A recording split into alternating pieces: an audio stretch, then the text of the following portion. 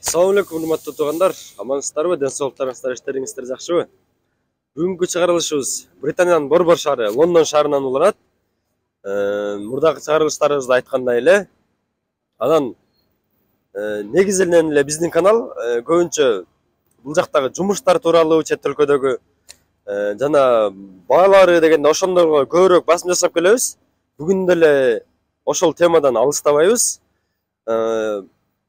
Муну көбүнчө Россиядан суранышты.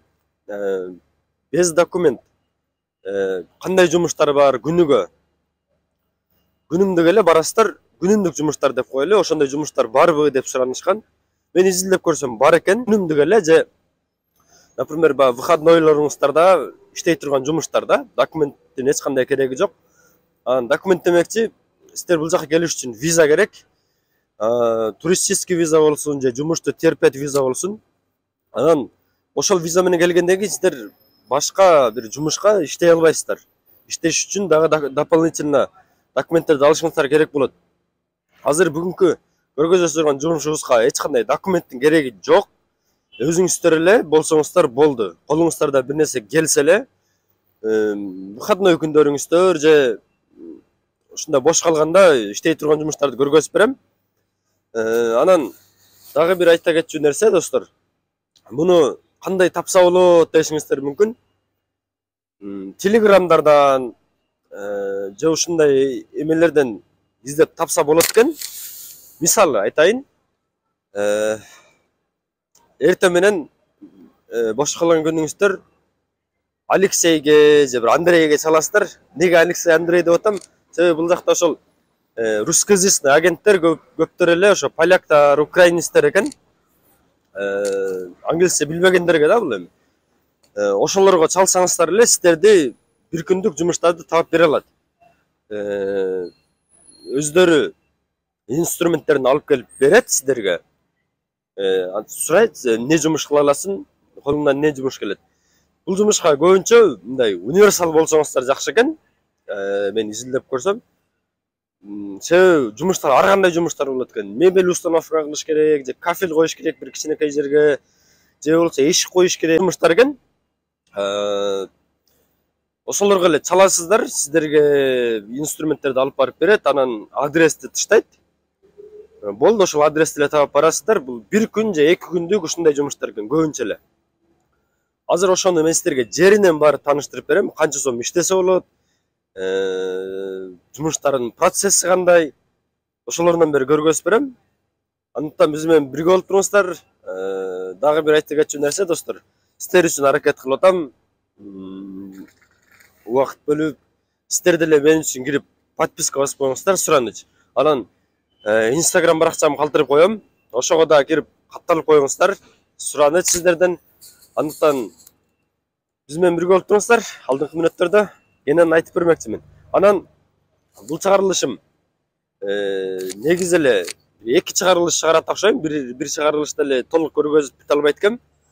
2 чыгарылыштан турат. Андыктан экөөнтөн көрсөңүздөр толук түшүнө аласыздар. Достор, дагы бир айта кетчү нерсе. Кечээ жакында эле ушул Кыргызстандын сөзүнүн башынан бир аз жаман күндөрдү өткүздү.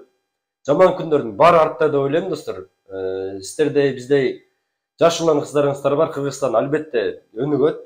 Баарыбыз буга терең ишенебиз. Анан ушулай достор, ушул видеонун астына экөөз өзүңүздөрдүн жакшы сөзүңүздөрдү калтырыңыздар, патриотический жакшы сөзүңүздөрдү калтырыңыздар. Эң көп класс алган комментарийге мен өзүм 2000 сом салып берейин. Идинса мененби, башка жолдор мененби салып берем. Честно өтөт, достор. Андыктан 2 мүнөт убактыңыздар кетет, ашып кетсе, кирип туруп жакшы сөз жазып коюңуздар. Анда эмесе биз видеобузду баштадык. Биз менен бирге болуп туруңуздар. Азыр биз адрести алып алып, азыр метро менен кетип атабыз.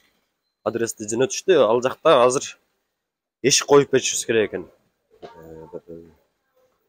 3 эшик дедиби? 3 эшик коюп беришибиз керек экен бир күнгө. Норма ошол болду. Азыр адрести таап барабыз. Азыр метродомун.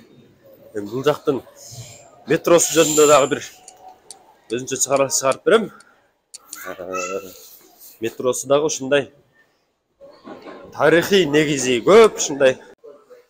Так, метро менен өтүп келдим азыр жанагы жөнөткөн адреска. Метро демекчи. Бул жактын метросу чын аябай эле кымбат. Башка жактан көрүп аябай эле кымбат. Мисалы, мен бир күндүк ушундай бир алысыраак жер болуп калса, напримерчи, центрден мисалы 20 мүнөт же 30 мүнөттүк жүрө турган жер болуп калса, бир барып келишиңиз эле бир сом менен айтайын, бир 800 сом болуп кетет экен. Азыр мына адрести алып алып, айткан адреске келдим азыр. Лондондон где-то бир 20 мүнөттүк жол экен эме менен, метро менен. Анын акырында айтып берем сиздерге канча сом алдым. Жумуштун азыр процессинен бери көргөзөм азыр сиздерге. Андыктан биз менен бирге болуп туруңуздар. Мына Лондондун үйлөрү ушундай болот, мындай узун эле барачный тип сыяктуу деп коебузбу бизде, ошондой. Азыр биз менен бирге болуп туруңуздар алдында. Мына могу жерде экен. Ушул үйдө эшик коюп беришибиз керек экен азыр. Хозяин чакыралы. Азыр бул жерде достор жумуш болуп атыптыр. Мындай болуп коюлуп атыптыр. Үйлөрчү, то есть эшиктер эле калыптыр мындай болуп. Анан плиткалары бүтүптүр полностью. Азыр ушул эшиктерди мына. Бул эшиктерди коебуз азыр. Ушул бүгүнкүгө бизге задача ушул беришибиз керек, анан крастет коюшубуз керек, болду. Азыр кийимдерди которуп анда жумушка чыктык анда. Процесс биз менен бирге болуп туруңуздар. Туугандар арасында кийимдерди которуп, бүт жумушка түшүп атабыз азыр. Эмесин айта кетейин, кандай кийинсеңиздер айырмасы жок. Бул айткандай эле бул халтура, бул колуңуздардан жумуш келсе эле болду. Кийингениңиздерге мурдакы видеолорумда жана сайт чоң объекттерде көргөзгөндөй эле требования жок биякта. Каалагандай кийинип эле эртең менен убактысында келип эле ишти баштайбыз анда. Биздин универсал болушуңуздар керек, баягы видеонун башында айттым го. Эми биздин колдон келет бар жок. Мен ишенем сиздердин деле көбүңүздөрдүн колуңуздардан келет. Булардын эшиктери бир аз технологиясы башкачараак экен. Азыр эмелерин да көргөзүп берем. Мындай болгон эле жыгачтарды беришти. Ушулардан азыр раманы курайбыз. Обычно эле коюп беребиз. Болду, кете беребиз.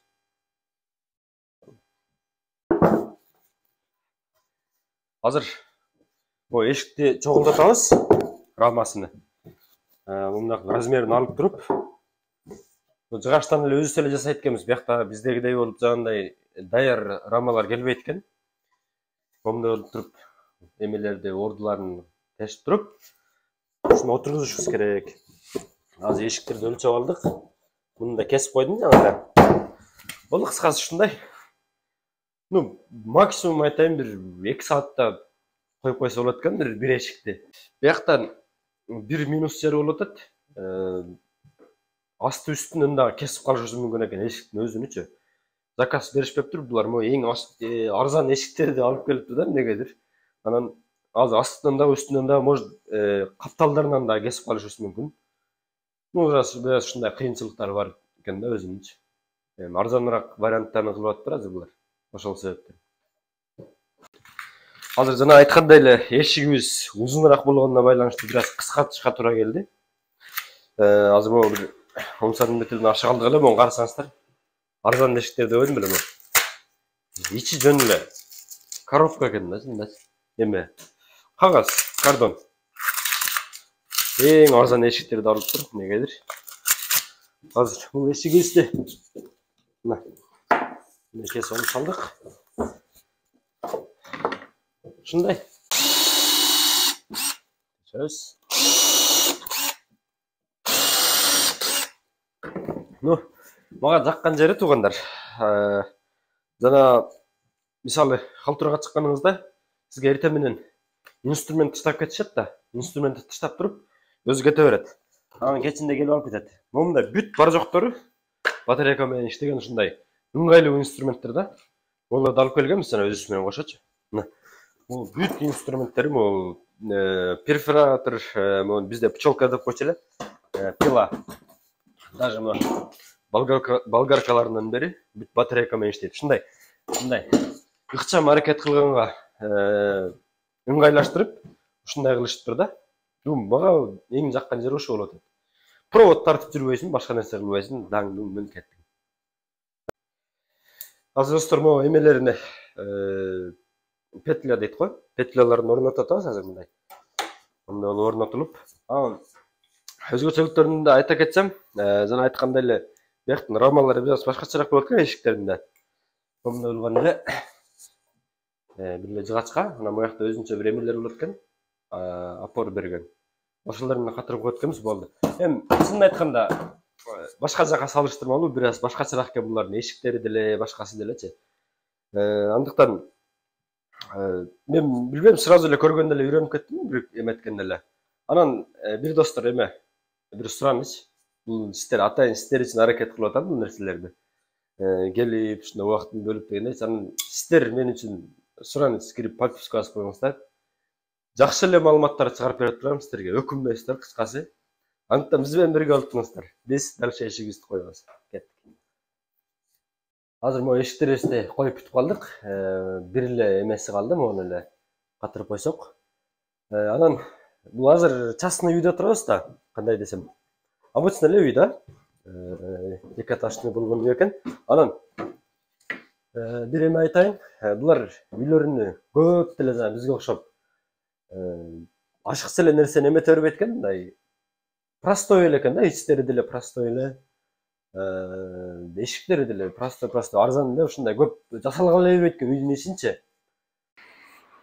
Жаңы эле жумуштан чыктык достор, мына азыр күн бир аз кыскарып калганына байланыштуу ушундай кечирээк чыгып калатабыз. Анан 120 деп келишкенбиз башында. Мага чалганда ошентишкен, анан 30 фунт кошуп берди. Себеби бир аз кеч чыгып калганыбызга байланыштуу. Ошондо 150 фунт иштедим, 3 эшик койгонум үчүн. Курс болсо, где-то азыр бир сом менен айтайын, бир 90дун тегерегинде болду, 90 сомдун тегерегинде. Анан дагы бир эме болду.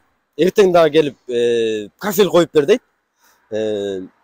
Ушундай жакшы результат көргөзсөңүздөр бир күндө эле. Уже дальнейшем дагы ушундай күндө жумуштарды бере берет экен да. Анан наличка берет экен, жана көргөзгөндөй эле наличка берсе буларга удобныйраак экен да.